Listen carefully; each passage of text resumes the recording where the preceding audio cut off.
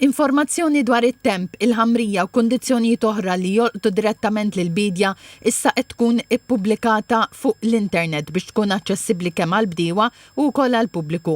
L-informazzjoni qed tinġabar minn 12 stazzjon tat-temp għall-bidja mifruxin madwar Malta u Għawdex li flimkien jagħtu stampa aktar ċara tal-kundizzjonijiet klimatiċi li jaffettwaw l-uċuħ tar-raba'. Id-dejta tiġi analizzata mid-Direttorat tar-Riċerka u Servizzi ta' Konsulenza fih dan il-Ministeru għall-Agrikoltura u mbagħad tgħaddi għand l-Uffiċċju Meteoroloġiku biex tiġi ppubblikata fuq il-pjattaforma tiegħu online. Permezz ta' dawn 12 l-istazzjon agrometeoroloġiċi qiegħda tinġabar dejta kemm agronomika kif ukoll meteoroloġika.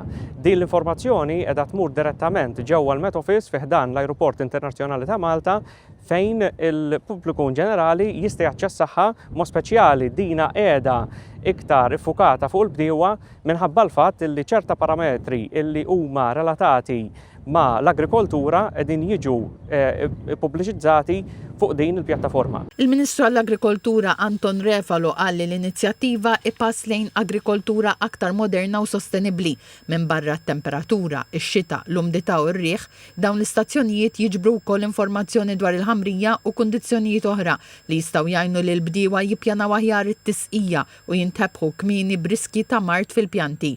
In-netwerk qed jiġi monitorjat kuljum mill-esperti biex id-dejta ppubblikata tkun preċiża u ta' min joqgħod fuqha. Din l-informazzjoni hija aċċessibbli fuq is-sit elettroniku tal-Uffiċċju Meteoroloġiku.